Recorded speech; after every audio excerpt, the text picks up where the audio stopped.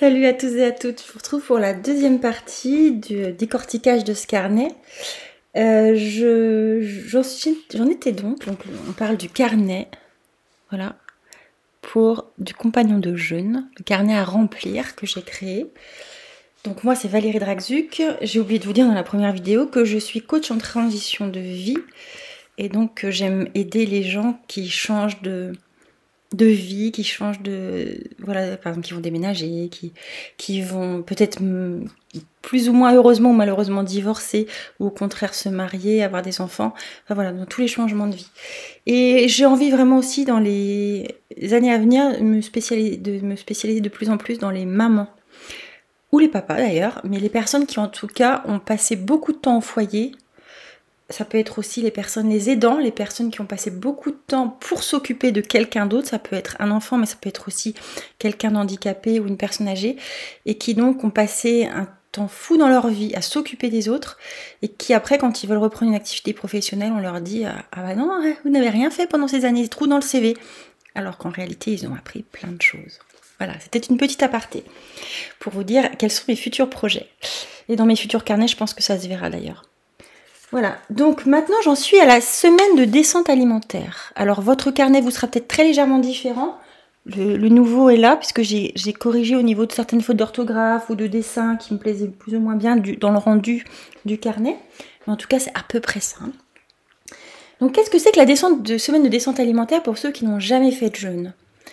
La descente alimentaire, alors comme son nom l'indique, c'est descendre au niveau alimentaire. Pourquoi? Parce que ce qui va se passer, c'est que si vous faites un jeûne directement, comme ça se fait quand c'est en période de crise, quelqu'un par exemple qui se retrouve sur une île déserte, voilà, c'est pas prévu en fait on va pas manger, donc la nourriture s'arrête directement. Donc qu'est-ce qui va se passer? Dans le système digestif, dans les intestins, va rester de la nourriture qui n'est pas finie d'être complètement digérée. Alors digérée au niveau intestinal, oui, au niveau estomac, oui, estomacal, mais pas au niveau digestif, au niveau des intestins. Donc il va rester de la nourriture qui risque de faire des odeurs, de la putréfaction, et c'est vraiment pas agréable. C'est-à-dire qu'on peut avoir des nausées, comme je disais, ça peut faire des odeurs. Et puis quand on arrête de manger, le système digestif ralentit énormément, donc voire s'arrête complètement. Donc ça reste bloqué. Donc si vous décidez de faire un jeûne qui est en plus long d'une semaine, puisque là je mets jusqu'à 3 semaines, et je vous dirai après attention, et bien évidemment ça va rester bloqué. Donc il faut absolument faire une semaine de descente alimentaire. Normalement même je crois que si vous faites plusieurs semaines, il faut faire d'autant plus long. Pareil pour la reprise, pour que vraiment le système digestif soit bien calé sur ce que vous allez lui demander. Je vous parlais de 3 semaines. Alors, moi, c'est plus ce que je préconise plus, évidemment, surtout dans un premier temps, c'est de se servir de ce carnet pour 3 fois une semaine dans différents lieux ou au même lieu, mais pas aux mêmes dates. Tandis que il y a certaines personnes qui sont très expérimentées, qui vont avoir envie, alors peut-être parfois ça peut être pour essayer d'améliorer un problème de santé, pour se sortir, ça peut être d'un eczéma, ça peut être de plein de choses, voilà, des choses qui leur pourrissent la vie, et ils vont tenter de faire un jeûne plus long. Donc vous pouvez aller jusqu'à 3 semaines dans le carnet, mais moi je ne suis absolument pas ni naturopathe ni médecin, donc je vous dirais pas de le faire, hein. C'est quelque chose qui est vous avec vous et vous avec votre praticien. Voilà, donc la descente alimentaire. Donc là moi j'ai mis en premier le planning de la semaine. Le planning de la semaine parce que vous allez partir pendant une semaine et comme je l'avais mis avant, vous avez certainement fait une checklist avec tous les besoins, par exemple pour la famille, pour les animaux, les enfants, les personnes, voilà, le travail peut-être. Et donc, il va falloir aussi faire une descente au niveau des choses à faire, ou à l'inverse, peut-être une montée, ça dépend dans quel sens pour faire de plus en plus de choses peut-être dans la semaine, pour pouvoir faire en sorte que vous soyez prêts pour partir. Alors vous allez me dire, bah, c'est pareil quand je pars en vacances. Oui, sauf que là, vous allez être dans un état différent quand vous allez être en jeûne. Donc, vous avez vraiment intérêt à ce que ce soit très bien préparé pour ne pas, une fois arrivé là-bas, vous dire il me manque ça, c'est horrible, et se mettre à pleurer en disant j'aurais pas dû. Voilà.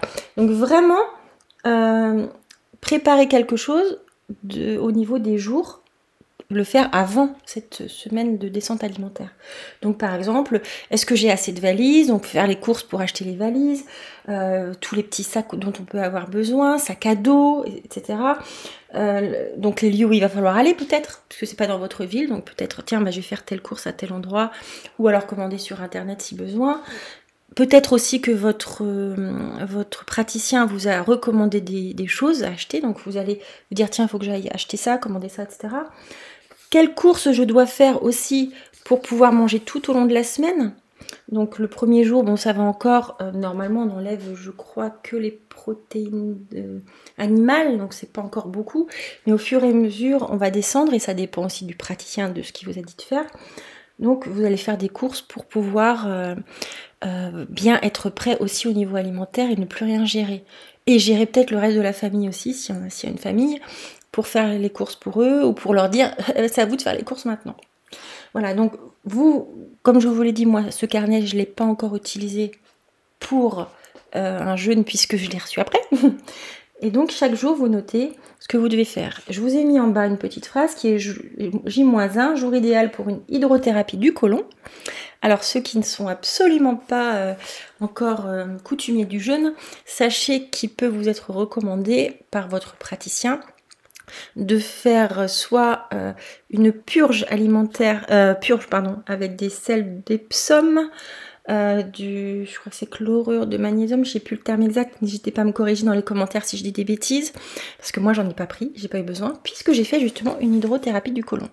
Ah, ça fait rigoler les gens quand on en parle, oh là là c'est quoi cette horreur et tout ça, c'est dégoûtant, mais c'est mieux d'avoir nos selles à l'extérieur du corps, surtout pendant cette période de jeûne, que plutôt ça reste à l'intérieur. Donc au contraire, on peut imaginer l'inverse en se disant je suis propre à l'intérieur une fois que j'ai fait ça. Personnellement, j'ai rencontré des personnes géniales. J'ai vécu un moment extraordinaire de douceur avec deux ostéopathes différentes qui se partagent un cabinet avec l'hydrothérapie du côlon sur Toulouse, à Cugnot plus exactement. Le terme est drôle, c'est Cugnot, voilà. Cugnot fait une hydrothérapie du côlon, c'est drôle, mais c'est comme ça. Et donc, je crois qu'il y avait Fanny, et je ne me souviens plus du prénom de la deuxième, Margot, je crois. Et elles étaient super, vraiment. Les 2 fois ou 3 fois où je l'ai fait, vraiment génial. C'est quelque chose, l'hydrothérapie, qu'on peut aussi faire à d'autres moments que le jeûne. Par exemple, on va être très fatigué, on va avoir pas mal de boutons sur le visage, on va se sentir pas frais, quoi.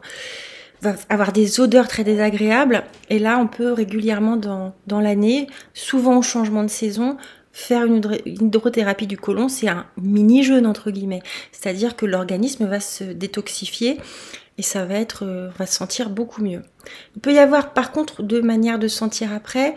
La première fois je me sentais très légère, c'est le cas de le dire, vraiment très bien, j'avais l'impression d'être sur mon petit nuage, et la deuxième fois j'ai eu mal à la tête. Donc il faut savoir que parfois il peut y avoir des réactions différentes par rapport à l'hydrothérapie du côlon. Voilà, en tout cas, le fait est que dans votre planning de la semaine, si vous devez faire une hydrothérapie du côlon, n'hésitez pas à appeler bien avant la personne qui va vous le faire pour le noter, comment dire, en dessous. Si j'y pense, je mettrai peut-être en lien en dessous les coordonnées de celle qui me l'a fait. Ça peut être sympa pour vous.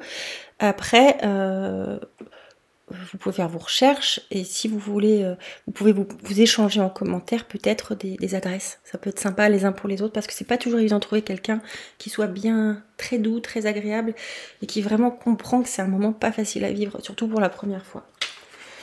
Peut-être plus facile pour les femmes que pour les hommes, surtout celles qui ont déjà accouché, parce que évidemment on a été trituré dans tous les sens, et donc c'est quelque chose qui n'est pas si terrible que ça pour les femmes qui ont déjà accouché. Alors je colle ici, ou je copie les préconisations du professionnel qui encadre mon jeûne. Donc pareil, je l'ai fait après mon jeûne, j'ai pas eu envie de les ressortir, j'aurais pu vous montrer tout, mais je vous invite à aller voir celle avec qui j'ai jeûné, Anne, qui vous les enverra. Et donc, vous pouvez, ça dépend du contact que vous avez, peut-être que vous aurez une personne, justement, si vous voulez un jeûne un peu à la route, qui vous dira juste en 2-3 mots, bah vous devez faire ça, ça, ça, juste par contact téléphonique, donc là, vous notez. Si c'est quelqu'un qui vous l'envoie par mail, bah évidemment, vous collez, ou si vous avez envie, vous copiez, voilà. En tout cas, vous allez avoir des préconisations normalement si vous tombez sur un bon professionnel. D'accord? Les menus. Moi, j'ai marqué ici, je me fais plaisir tout en suivant les préconisations. Pas évident non plus quand on n'est pas habitué, ça dépend les raisons pour lesquelles vous faites un jeûne. Si vous êtes quelqu'un qui déjà mange très correctement, enfin très correctement, on va dire très léger, vous n'allez avoir aucun problème à faire la descente alimentaire. Si vous êtes une personne qui justement fait des jeûnes parce que vous avez une difficulté à ne plus manger, à ne pas manger, moi c'est un peu mon problème de départ, c'est-à-dire que j'avais l'impression il y a quelques années que si je sautais le petit déjeuner, j'allais mourir. Hein. Donc le fait de faire un jeûne, ça peut à vous donner l'impression, pas donner l'impression, ça peut nous faire changer notre rapport au corps et à cet estomac on veut toujours avoir plein, par exemple. Évidemment, moi je vous dirais pas si vous devez vous ou pas faire un jeûne, c'est vraiment la personne que vous allez avoir au téléphone de vous le dire, surtout si vous avez quelqu'un de très très sérieux va vous dire ah bah non pour vous c'est pas bon. Par exemple, quelqu'un d'anorexique, normalement on refuse les jeûnes, je crois, hein, parce que ça peut peut-être chez certains augmenter le problème. Peut-être que chez d'autres ça peut l'améliorer, mais c'est pas à moi ici d'en juger, hein, c'est vraiment aux professionnels d'en juger. Voilà, donc pareil, vous pouvez mettre toutes vos recettes ici. Si vous avez une application, moi je sais que on utilise Jow à la maison. J-O-W, c'est une application française qui permet en même temps qui est connectée à des drives. Comme ça, vous pouvez très bien, surtout que cette semaine-là, vous allez peut-être très occupé, faire votre liste de courses par rapport à vos recettes. Et ensuite, vous allez chercher tout au drive, surtout si vous aimez bien le drive. Et ensuite faire là. Évidemment, les drives, il n'y a pas de magasin bio, strictement bio dedans. Vous allez peut-être avoir des produits bio, mais c'est pas comme en Biocop par exemple, la vie claire ou alors moi nous on avait BioAzur ici, c'est devenu SoBio. Donc voilà, c'est vraiment à vous de choisir suivant les préconisations. Mais l'avantage de Jow, c'est que vous pouvez enlever des aliments. Il y a peut-être d'autres applications, pareil, n'hésitez pas en commentaire à les mettre. Je serais ravie d'avoir des applications qui sont vraiment liées au régime alimentaire divers. Par exemple, est-ce que vous êtes intolérant au gluten ou sensible au gluten, ce qui n'est pas la même chose. Cœliaque, c'est encore autre chose. Et est-ce que vous avez des allergies, ce genre de choses. Donc, si vous avez de noms d'applications qui vous aident à faire vos menus, vraiment, surtout partagez. Je serais ravie d'avoir des idées là-dessus. Là, toujours mes petits post-it pour mes fleurs, où j'avais pris des notes.